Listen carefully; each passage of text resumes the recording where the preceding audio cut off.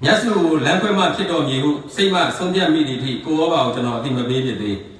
ကိုကြီးရောနဲ့တိုင်ပင်မှာအောင်ဟုတငယ်ချင်းဆွေနဲ့ကကျွန်တော်သတိပေးသည်ကိုကြီးရောကျွန်တော်တို့တငယ်ချင်းများအားလုံးကကိုရောပါကိုကျွန်တော်တို့တငယ်ချင်းအားလုံးကကိုကြီးရောကိုခေါ်ကြ၏ကိုကြီးရောဒီကျွန်တော်တို့တဲ့10နှစ်ခန့်အသက်ကြီးသောကျွန်တော်တို့အားလုံးချစ်ခင်လေးစားရသည့်ပကြီးဆရာတယောက်ဖြစ်သည်ပကြီးဆရာဆိုတော့လေလောက၏အလုံးစုံကိုသိမြင်နိုင်သောလူတို့အဖြစ်ကျွန်တော်တို့တငယ်ချင်းများအားလုံးကသိမြင်သတ်မှတ်ထားခဲ့၏ထို့ကြောင့်မြည်သည့်ပြဿနာနဲ့ရင်ဆိုင်ရသည့်ဖြစ်စေကိုယ်ပိုင်ဆုံးဖြတ်နိုင်စွာနေပါလို့သည့်အခါတိုင်းကိုရောပါခေါ်ကိုကြီးရောထံသို့သာခိုလုံဖြစ်ကြ၏ကျွန်တော်ချစ်သူမြတ်စုနှင့်လမ်းခွဲလိုသည့်ကျွန်တော်ဆုံးဖြတ်ချက်ကိုလည်းကိုကြီးရောနှင့်တွေ့ဆုံပြီးကိုကြီးရော၏အကြံပြုချက်ရပြီးမှသာအတိပြုတော်မူကျွန်တော်စဉ်းစား၏ငယ်စဉ်ကလေးကကိုကြီးရော၏အစုအပြောအဆုံးအမဖြင့်ကျွန်တော်တို့အရွယ်ရောက်ခဲ့ချရသည်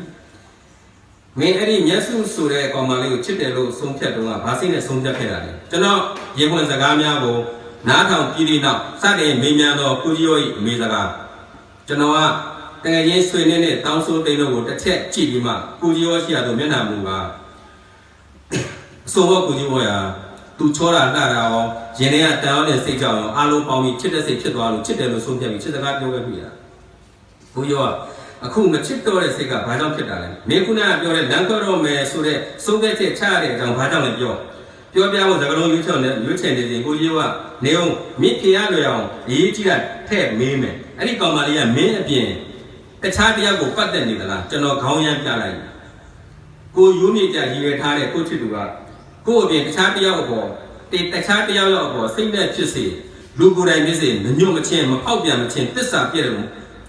တယ်လို့မခေါ်ဘူးတတ်မှတ်ဘူးတစ္ဆာမဲ့မျက်နှာများတဲ့အပြစ်အနာစာကလွဲရင်ကြံတဲ့ချွင်းချက်လိုအပ်ချက်အဖြစ်အားလုံးရှိနေခဲ့ရင်တော့လမ်းခွဲဖို့အထိမဆုံးဖြတ်သင့်ဘူးကဲပြောတော့မင်းလမ်းခွဲရလောက်တဲ့အထိဆုံးဖြတ်မဲ့ကောင်မလေးရဲ့အဖြစ်မြတ်စွာဘုရားအာယုံမမင်းလေးကျွန်တော်ကဘာမဟုတ်တဲ့ကိစ္စလေးနဲ့လူရှိသူရှိမချောင်စိတ်ကောက်တဲ့ကိုကြီးရောခဏပဲတခါတလေဆိုချော့မော့နေနေကိုလမ်းလေးကောင်မှာမျက်စိမိတ်နားပြီးအော်လို့ခြင်းမို့တာကျွန်တော်ကချော့မရတဲ့ဆိုလှည့်ထွက်မယ်လို့ရင်နောက်ပေါ်မှာထိုင်ချလိုက်ရောနောက်အပြစ်တစ်ခုထပ်ပြောအောင်ဟုကိုကြီးရောဆက်မေးဆွေနဲ့တောင်းဆိုသိန်းတို့ကျွန်တော်ကိုကြည့်လိုက်ပြုံးနေကြတယ်ကျွန်တော်မပြုံးပြစ်ဘာမီစကားများရန်ဖြစ်ရင်ကျွန်တော်နေနဲ့ကနေပြောတယ်ကျွန်တော်ကတက္ကသိုလ်ဝန်ထမ်းတွေကိုခိုင်းလုပ်နေတာလေနောက်၄-၅နှစ်ဆိုရင်ကျွန်တော်ကကျူရှင်ပြခြင်းပြမှာဆရာလုံးပဲသူလေသူမယုံမသိမလုပ်တင်ဘူးယုံသေးကိုင်းဆိုင်မှာလို့တော့ဆိုလိုတာမဟုတ်ဘူးထူပါတော့သူနားလည်းတင်တာပေါ့တယောက်နဲ့တယောက်လေးစားဆက်ဆံကိုကျွန်တော်ညှိနှိုင်းနေတယ်မရဘူးအဲ့ဒါကြောင့်ကျွန်တော်တို့ကနောင်ရေးတွေးပြီးဇယိုက်လူတွေအတွက်ဆုံးဖြတ်တယ်လမ်းခွဲဖို့နောက်တော့ဘာပြည့်စီလို့လဲအဲ့ဒါပဲကိုကြီးရောထိုင်ရမထကအင်တာနက်တက်ဆင်ထားသောကွန်ပျူတာရှိရသူတွားရင်ကျွန်တော်တို့ကိုအနာသို့ခေါ်ပြီးအင်တာနက်မှာသူနဲ့စကားပြောထားသောစာမျက်နှာအလုံးကိုတစ်ဖိုင်ချင်းဖွင့်ပြကြသည်ကိုရောဟာလားမသိဘူးစကားပြောလို့ရမလားမသိဘူးပကြီးဆရာလားမသိဘူးဆရာကရန်ကုန်ကလားမသိဘူးကျမရင်ဖွင့်ရရှိလို့အချိန်ရလားမသိဘူးနေကောင်းလားမသိဘူးအထက်ပါစာကြောင်းများကိုသာလက်ညှိုးထောက်လိုက်ကျွန်တော်ကိုဖတ်ခိုင်းသည်ဆွေနဲ့တောင်းစိုးသိန်းတို့ကိုလည်းအတန်ထွက်ရဖတ်ခိုင်း၏ပြီးနောက်အတန်တွင်းထားသောဖိုင်များကိုတစ်ခုချင်းဖွင့်ပြပြန်၏ဒါကဖုံးဆက်တဲ့အတန်လေးသိခါနားထောင်ကျွန်တော်အာယုံအထူးဆိုင်တဲ့နားဆွင့်ထား၏ကိုယ်ကရှိလားမသိဘူးဘတော့ပြန်ရောက်မလဲမသိဘူးစိတ်ဆိုးနေလားမသိဘူးနာမည်ဘယ်လိုခေါ်လဲမသိဘူးအခြားသူများ၏ဖုံးပြောတန်များထဲမှာမသိဘူးပါနေသောစကားပြောတန်များကိုအတန်တွင်းထားခြင်းဟုကျွန်တော်ဖြည်းချင်းသိလာ၏ဒါကဇီတိရဲ့အတန်ကိုရောကနောက်တစ်ဖိုင်ဖွင့်ပြပြန်ပြီဘာရှာလဲမသိဘူးရောင်းလို့လားမသိဘူးဘာကူညီရမလဲမသိဘူးကွန်ပျူတာကိုပြန်ပိတ်တဲ့မူလနေရာတွေကိုရောပြန်ထိုင်သည်ဘယ်နဲ့လဲမင်းတို့အရွယ်လေးတော်များစကားပြောတာဆိုတာတွေထဲမှာမသိဘူးတွေများနေတာသတိထားမိလား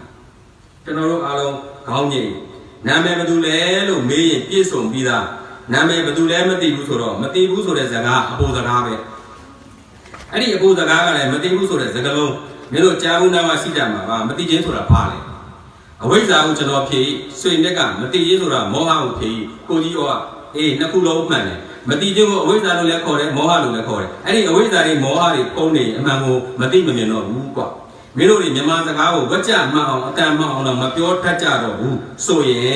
်တကယ်အမှန်တရားဆိုတာဘလို့ဘုဟုတုတ္တနဲ့ရှားကြမှာကျွန်တော်တို့မဖြစ်နိုင်ကဲလူရင်းစစ်တော့မင်းတို့တော့ငပြောတိတဖိနဲ့နန္ဒတိတုံးတောင်းဝယ်ခဲ့ကြခိုင်းတော့ကြောင့်ခြေလှမ်းကြရသည်ကျွန်တော်လူချင်းဤအဖြေစကားမကြားရသေး အပြောပြီးနဲ့နန္ဒတီကိုရေစိတ်ခိုင်းတဲ့ဖြင့်ကျွန်တော်ရေစိတ်ပြီးနောက်လေမန်းငယ်တစ်ချက်ဖြင့်အိမ်ရှိသို့ယူလာခိုင်းသည်နန္ဒတီကအခွန်မွန်လာသေးကိုကြီးရောရတယ်မနွားနဲ့ခုကိုကြီးရောပြောရော့စားကြငါပြောသည်ရောနန္ဒတီရောစားကျွန်တော်ငါပြောသည်တို့ကိုအဖိမချွေယူလိုက်သည်ခဏနေကြအောင်အခွန်မခွာပဲစားငါပြောသည်ကိုရောနန္ဒတီကိုရောအခွန်မနွားပဲစားပေးလိုက်တဲ့ငါပြောသည်ကိုနန္ဒတီကိုထဲမှာအခွန်ဘူးလဲပါတယ်ကွာရောင်းတဲ့သူကမင်းတို့အခွန်တွေကိုပါတည်လာတဲ့အတွက်နစ်နာကြီးပြန်မပေးလိုက်ဘူးအခုနေဆိုပေမဲ့ငွေပေးပြီးဝယ်လာကြတာမဟုတ်လားတော်တော်လေးလုံးဒီကြိုင်လေးကျွန်တော်တို့ဘာဆက်လို့မှမသိကြတော့ဒီကျွန်တော်နှစ်ခုကိုလက်ဝါးပြလှမ်းပုတ်ပြီးကိုကြီးကမျက်စုဆိုတဲ့ကောင်မလေးကိုမင်းချစ်စကားစပြောတော့မှမင်းမနှစ်သက်တဲ့အမှုချင်းတွေပါလာမယ်လို့မင်းမထင်ခဲ့ဘူးမဟုတ်လားကျွန်တော်ခေါင်းကြီးနဲ့ဟုတ်တယ်ကိုကြီးရောငါပြောသည်ဝဲဝဲနန္ဒတိဝဲဝဲဘူးသည်ဝဲဝဲခရမ်းညီသည်ဝဲဝဲစားလို့ရတဲ့အထက်ကအနှစ်အသားလေးပဲအာယုံထားပြီးဝယ်ချတာကွာအခွန်လေးပါဝယ်လာမိကြတာတတိမထားမိကြဘူးသို့တော့ဘူးဒီခရမ်းကြီးဆိုတော့မလို့ရတဲ့အခွန်လေးလှိထုတ်ချက်ပြုတ်စားတော့ကြတာပေါ့ကွာငါပြောသည်လို့ပြောခဲ့တာနော်ငါပြောကုန်လို့မင်းတို့ပြောခဲ့ကြတာမဟုတ်ဘူးဒါပေမဲ့အခွန်ပါလာတယ်ဘာပြဿနာမှမရှိဘူး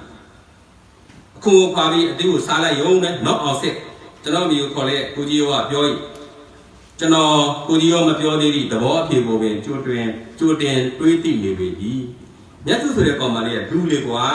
သူ့စရိုက်နဲ့သူ့အကျင့်နဲ့သူတော့ရှိနေဦးမှာပေါ့မင်းမကြိုက်တဲ့အကျင့်စရိုက်တွေကိုစိတ်ထဲကလှိထုတ်လိုက်တော့ကွာငါပြောသေးတော့အခွန်နွားစားတတ်သေးတာပဲချစ်တဲ့သူရဲ့အပေါ်ရန်စရိုက်တွေကိုမင်းမနှစ်သက်ရင်ငါပြောသေးအခွန်နွားနဲ့သဘောထားလိုက်ပေါ့မင်းမနှစ်သက်စရာတွေကိုဖယ်ကြည့်လိုက်ရင်နှစ်သက်စရာတွေရှိမှာပေါ့ချစ်တယ်ဆိုတဲ့စကားကအလုံးစုံကိုနှစ်သက်ပါတယ်လို့အဓိပ္ပာယ်တက်ရောက်တယ်နော်ဟောစစ်ကျွန်တော်ရင်ထဲကြည်လင်အင်းမြလာပြီးခံစားရည်မင်းကချစ်တယ်လို့လည်းပြောထားသေးတယ်မနှစ်သက်စရာလေးလည်းတွေ့ရောလမ်းကွဲမဲ့အထိဆုံးဖြတ်နိုင်ရောလားနန္ဒတိငါပြောသေးဝယ်တာအခုနေပါလာလို့ရောင်းတဲ့သူကိုမင်းတို့အပြစ်မပြောခဲ့ပါဘူးဒါသဘာဝကိုတစ်သီးဆိုမှတော့အနှစ်ရောအစစ်ရောအခွန်ရောအဆူရောပါတတ်တာပဲလေတစ္ဆာမပေါက်တဲ့ကိုချစ်သူကိုလည်းတစ်သီးလေးတစ်လုံးလို့သဘောထားကြည့်ပါလားကွာပန်းလေးတို့အတီးမျိုးဆိုရင်မင်းတို့အခွန်မခွာပဲတော့စားတတ်ကြပါလေဟာဟာဟာကျွန်တော်ပြောရင်ပြီလေဒီချစ်သူမြတ်စုကိုတရိယာစိတ်ဝင်လာ၏ငါပြောနေတာပြောပြီးဟိကောင်နေအောင်စိမြန်မာနာလမ်းမဲခွဲခွဲလမ်းမဲလို့လည်းပြန်တော့ငါပကြီးဆွဲလိုက်အောင်မယ်ငါပြောသေးတယ်ပြန်ထားခဲ့နန်းနေသေးလည်းထားခဲ့မနေ့ပြန်မှလာစားချက်ငါပုံလူရေးမလို့ပြောပြီးကိုကြီးရောထိုင်ရမထား၏